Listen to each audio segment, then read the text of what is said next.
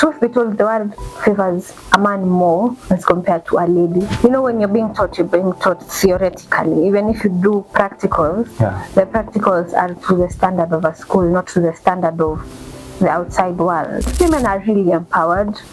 Women are rising up the ladder really fast.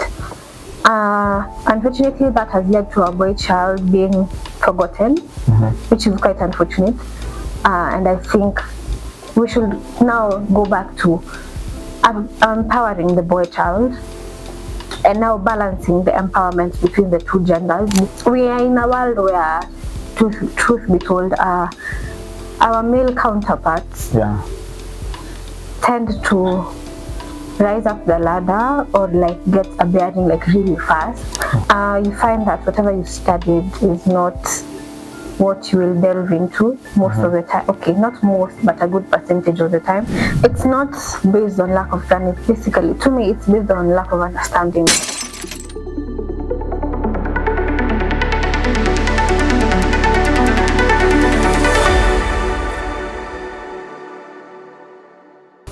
Welcome to Financially Rewired, the podcast that helps you transform your mindset, grow your money, and live with purpose.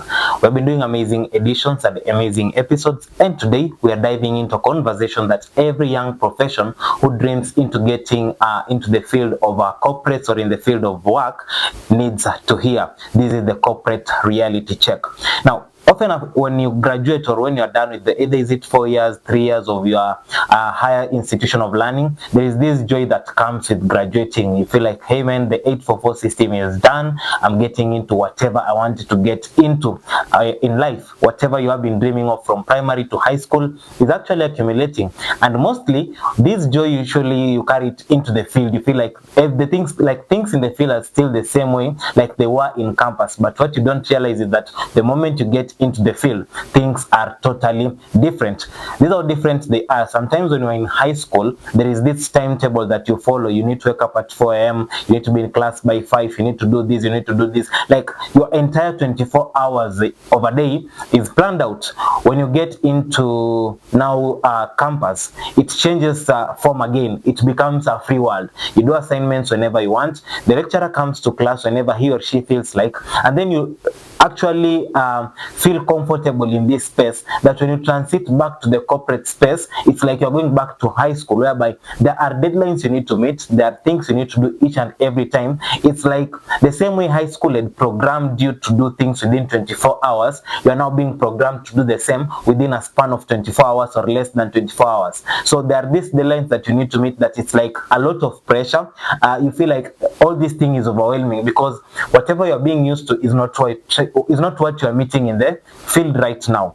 And to help us unpack this journey, today we are joined by a brilliant young professional who has just stepped into the corporate space. She's called Anita Nyambura. Her second name reminds me of my lecturer back in school. She really played a huge role in I becoming what I have become today. And today she's here to share with us what no one tells us about after graduation, because she has already completed school. What is it different that she has met that was in school that right now when she's in the field, it seems like, how I felt back then, sai kuna ka difference kidogo. And ladies and gentlemen, without much ado, let's dive right into it. Welcome to Financially Rewired. Thank you. Before we get into the depth of the conversation, I might have missed something while introducing you. Maybe tell us, who is Anita? Anita to others, I am a sister, I am a daughter, I am a granddaughter, I am a niece, I'm a friend. To myself, a journalist, a producer, I am a daughter of God. Yeah, basically that's Anita. Not yet a wife. Not yet a wife. Not yet a wife. Okay, one day we'll be adding that title. Okay, fine. You've just completed it's usually a 4 duration of schooling, and now you have stepped into the corporate space. What was your expectation when you're now joining the corporate world at first? You're now from school, unaingia space ya job. As a young person, you expect join workspace. Somehow you expect things will flow, but when now you get into the workspace, the reality is not everything flows as you expect. Basically, there are some ups and downs, there are some hitches. You go somewhere, you find out that this is not your niche, so you have to fit into another niche. So basically, you find that whatever you studied is not what you will delve into most of the time. Okay, not most, but a good percentage of the time, because now when you finally join the corporate world, is now where you begin now finding you as a person and what you like. So yeah. The statement you said, whatever you have studied, when you get now to the corporate space, is not what you delve in most of the time. Is similar to something someone told me a while back, that sometimes whatever you learn in school is not what you meet in the corporate world. Do you think the education system of Kenya is kind of flawed at that point, whereby whatever we study, like you come to the field, 80% of it is not applicable? I wouldn't say like it is not fully applicable.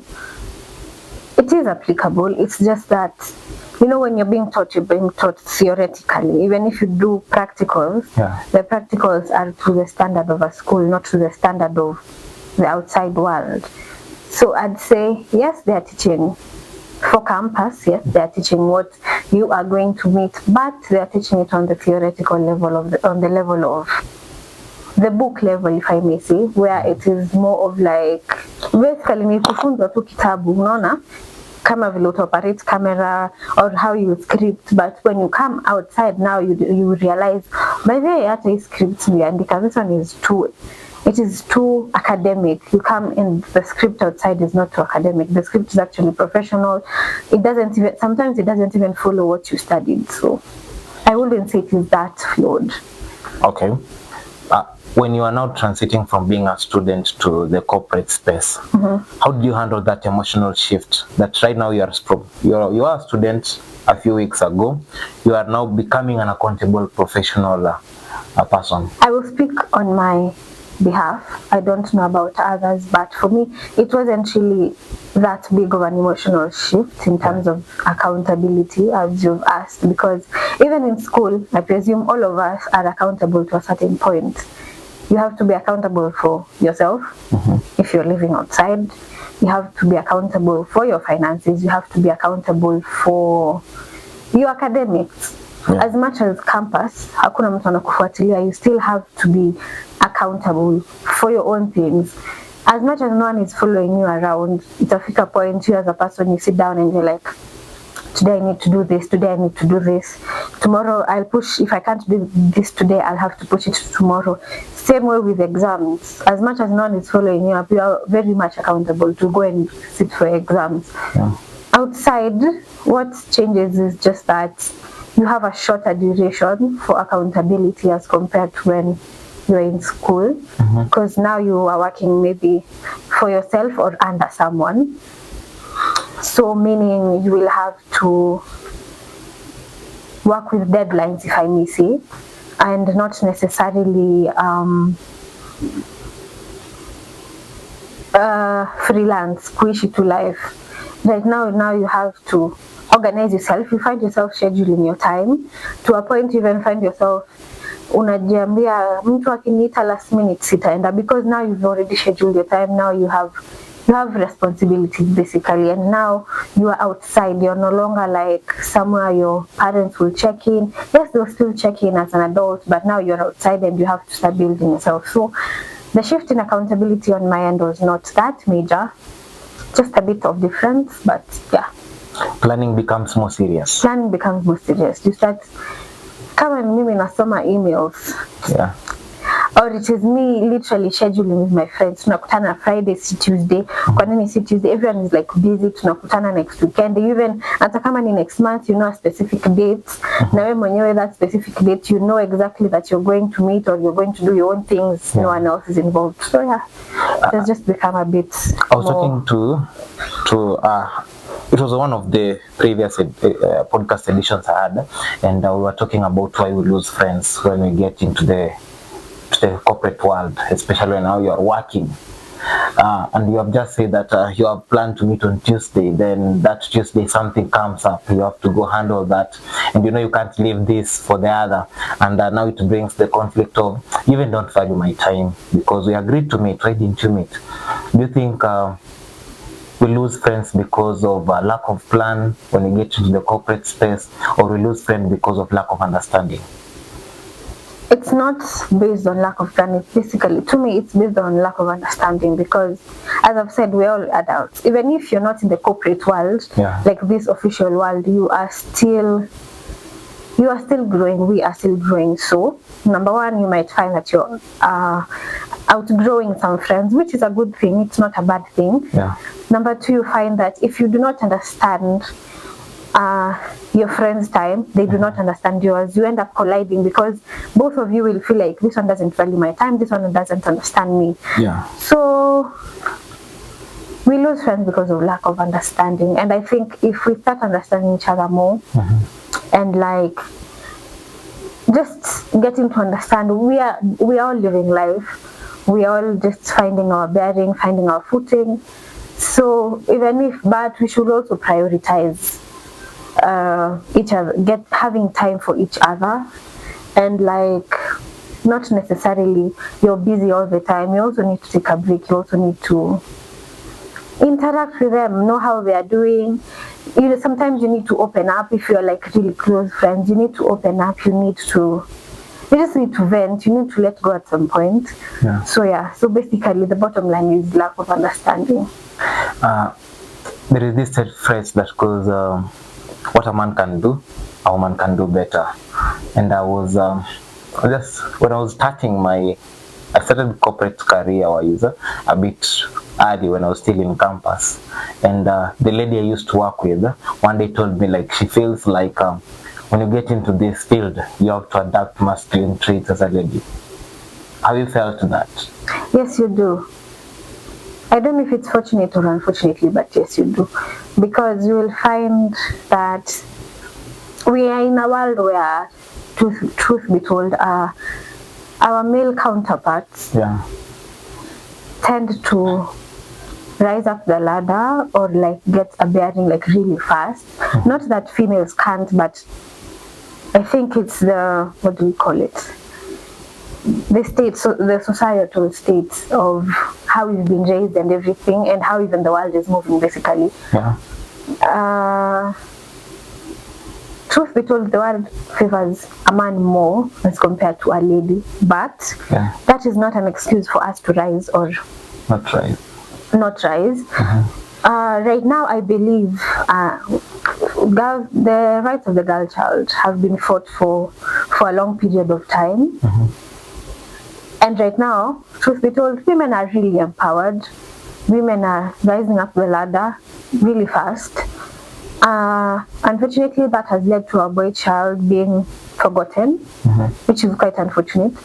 And I think we should now go back to empowering the boy child and now balancing the empowerment between the two genders, because the two genders both matter. It matters that both genders are able to build, what do we call it, wealth. Both genders are able to build themselves as people with their families and everything. So yes, you have to get into your masculine traits, sort of. And I believe that is somehow a mechanism, a coping mechanism to now the world that you're introduced to, be it the office, be it just outside. You just have to have some masculine traits, not all. So yeah, even for myself, you have to adapt to having like masculine traits at some point. I've had to adapt to it. And interestingly, it has worked. Quite interesting that it has worked. And I'd say those traits somehow helped me to be able to deal with some things that, as a girl, you are like, no, can't do that. So, but when you get into this field, or once you are like, now you step out into the real world, you're like, you just have to, like, you have no other option. You have no. you gotta do what you gotta do. Exactly. So that just refutes the fact that the masculine trait is usually the strength of achieving most of the things that people want to achieve in life. Sorry? Like the masculine trait of any person, because I believe the women also, the ladies have that trait, although it might not be in high percentage, it might be maybe in 20, but it's there to help them achieve what they want to achieve. Yeah, exactly. And as I've said, it's like a coping mechanism. Yeah. Yeah. A lot of people, I personally also feel that way. Sometimes you feel like corporate is not my thing, doing the 9 to 5 for an entire, like, let's say you complete school with around, is it 20 years or 23, 22, then you retire at 60, so these are like 30 plus years of doing 9 to 5. Have you felt like corporate is not your space? Like, I'm just here for a part time, after I've gained stability, I go do my things?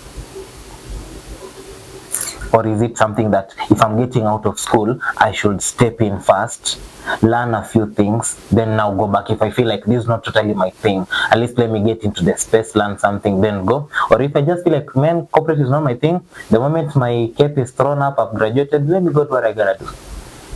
I think it varies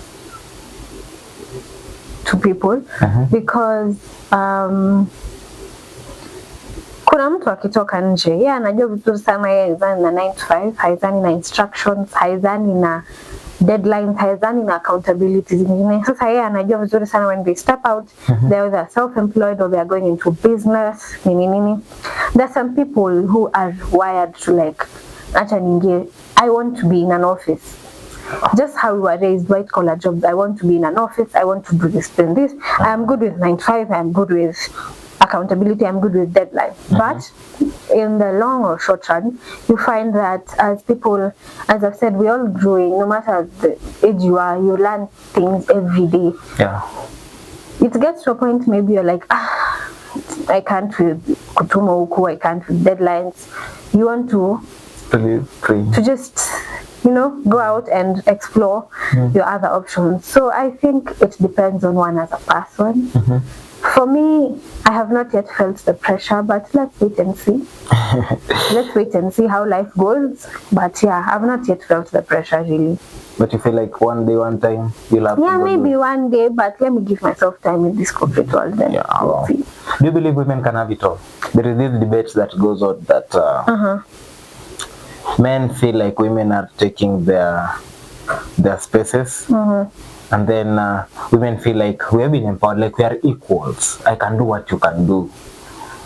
And then it brings about a competition. Like there is this competition whereby there are these men who believe that a woman should be subordinate to a man, be it at work, be it at home, be it anywhere. And then there is this group that believes, literally I've met people who say, I cannot work under a woman. And then there's this group of ladies that believe also the same thing, that a man cannot work under me, neither can I rule a man.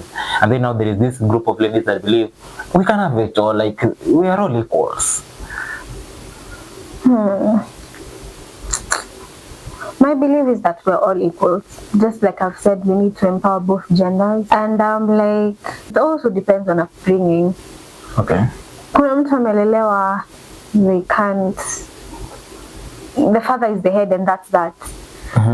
There are others who are brought up in the fact that you are equal to your sister. You both can achieve the same things. Yeah.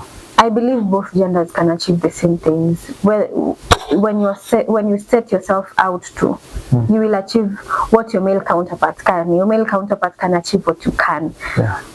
Kuna vitu, there are some things as ladies, apart with equal, like you just leave it to men. Like, some things. But in all other aspects of achieving what you want, of having it all, I believe we both can, like both genders. You just need to, if this one is building this one, you build this one, to reduce on the conflict and to just create this cooperative relationship between both of you, both genders basically, to be able to bring each other, not bringing each other down. We just need to, hold each other's hand up the ladder. Yeah. And I believe everyone can achieve anything, whether you're male or female, just can achieve anything. How do you personally deal with comparison, whereby most of us feel like we need to succeed so fast?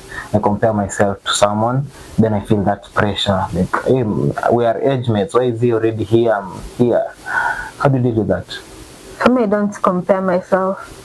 I believe that I will get there. As Anita, I will get there. If I start comparing myself to other people, it will drag me, because now I am not driven by passion and want. I am driven by the pressure.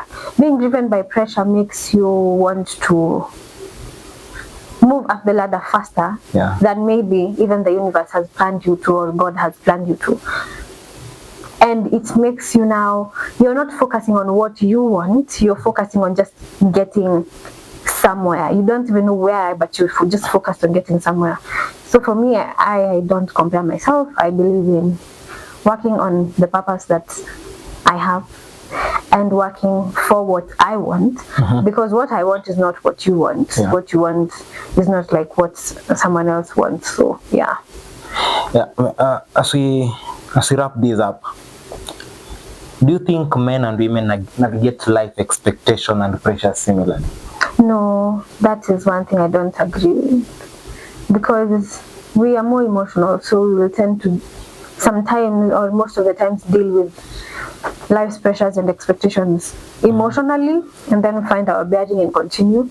For men, unfortunately, the society has believed that men don't speak up. Mwanaume ni ule ananyamaza, mwanaume ni ule, anajikaza kisabuni, hata ukimwambia you don't talk about it.